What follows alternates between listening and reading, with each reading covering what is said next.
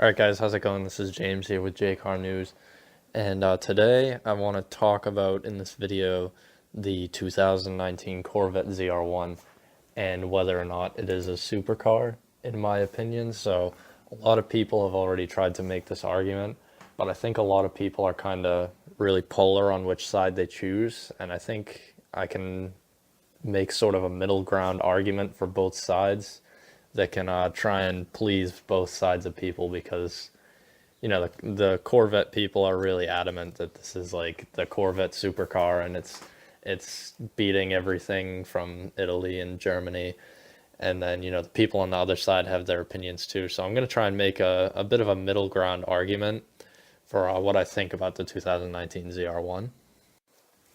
So before we get into it, just remember that this is just my opinion.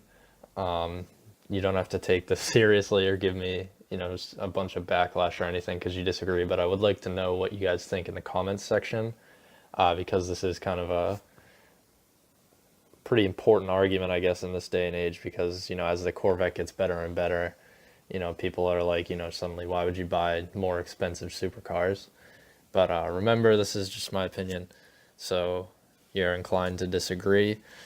But so I want to start out by saying that in my opinion, the ZR1 is not a supercar. But the thing about that is that that doesn't have to be necessarily a bad thing. I mean, in terms of talking about a supercar, in my opinion, I agree with the argument that a supercar should be a little more exotic, I guess. I mean, you could make an argument that the ZR1 is an exotic car, but I would consider it more as like a group that people don't really bring up, which is like the track toys group of cars, and things that are built to make a lap, like really fast.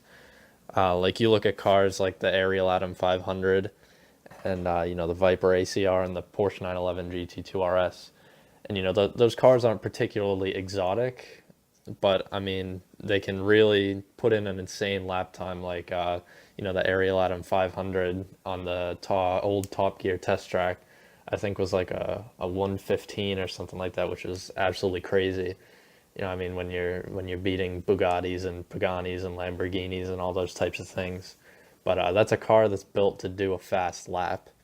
And it's the same with the Viper ACR. It's like the fastest production track car, according to news sources nowadays. So, another thing where it's built to make a lap really fast. But the Viper hasn't always been, a super exotic car. So in terms of supercars, one thing I think really defines what a supercar is like the exotic factor. Like you look at like a Lamborghini Huracan or a Ford GT or anything like that, and it's built on its own platform, and it's built without compromise and all that good stuff. But you look at a Corvette ZR1, and basically what it is like the top trim level of the Corvette, which is a $60,000-$70,000 car, which I think most people would consider not to be a supercar, the base model C7 I'm talking about. So, I mean, like, think about it. If you took like a Mustang or something, like say you took a Mustang GT, and you beefed up the engine, gave it like 1,000 horsepower or something ridiculous, and new suspension and roll bars and things like that, and you really upgraded this car to the max so it could do the insane lap time, so you could get it around the Nürburgring in like 7:05 or something, crazy insane fast like that, beating other supercars and stuff. But I don't think you would consider that a supercar just because it's fast. Like there is more that goes into it than just fast. I mean, the Corvette is very fast, and especially the C7 ZR1 is like an amazing machine. The LS in it is producing 755 horsepower, which is like an insane amount of horsepower in a car with a rear wheel drive. And the LS engine has always been, like, in my opinion, one of the best engines to ever go into mass production.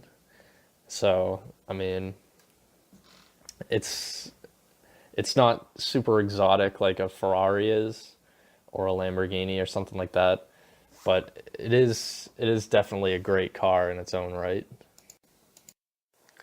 So an argument I see people make a lot is, about how fast the Corvette is on a track, and that's why it should be a supercar, just because, it beats Lamborghinis and, Ferraris, whatever, things like that. But one thing about the Nürburgring time is it really wasn't as good as people were expecting. This car did a 704 on the Nürburgring, which is still, don't get me wrong, that's still a really quick time. It actually puts it right in the same spot as the AMG GT Pro, GTR Pro, which is, a really fast car, obviously. And, that's a track focused car as well. But so a lot of people were thinking it would be, sub 7. I don't think Corvette ever actually came out and released the time, just because it wasn't as fast as they thought it was going to be. The person who actually released the 704 time was Jim Marrow, and he's a Corvette test driver. But one thing to note about this lap as well is that it did it on cold tires. So, a lot of people are saying that if the Corvette had warm tires, then it would have been able to put in, a sub 7 lap without too many problems, like, a 657 or 656 or something like that. So one last thing I want to touch on in this video is this track toys category of cars, like I mentioned, and like the Ariel Atom 500 here that I have on the screen. It's not like an exotic car per se. I mean, you can see that this thing basically looks like, a go-kart for the road.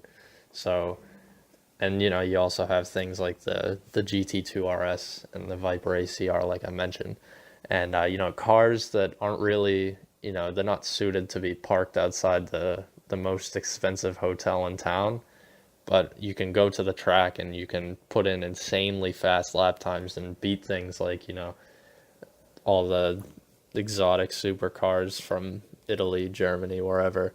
So I think that this is kind of a higher praise for the Corvette ZR1 than just calling it a supercar, because I think the Corvette has always really tried to be, a really good, reasonably priced sports car for people who like to drive, and it gives them that good experience, and that's why it's always come with a manual gearbox as well. So I feel like calling it a track toy car is almost more of a compliment to it, because that's what it was built to do, rather than, be like kind of a poser's car like a Ferrari or something is. Because if you buy a ZR1, you want to drive it to the limit. I mean, some people might not, the argument of old men buying Corvettes and garaging them, but whatever, that's a different story. But I think the point of the Corvette is to make a lap fast, and it really does that, really well, better than a lot of other cars from Lamborghini and all the supercar giants. So I feel like people say, oh, it's not a supercar, and people get annoyed at that. But I really think this middle ground we can meet on is the fact that it's like a track car. And I think this track toy category of car needs to become a little more, ubiquitous around car culture, because cars like the 911 GT2 RS and things like that, I guess you consider them now just like a sports car, but it's really a little more than that, because, the Mazda MX-5 is also like a sports car, and I don't think you should really be grouping those two cars in the same category, because they're incredibly different, and they're built to do two very different things. But that's the video, guys. Thank you very much for watching. Leave me a comment in the comment section about what you think about this argument, whether you think I'm wrong or whether you agree with my point, and I'll see you in the next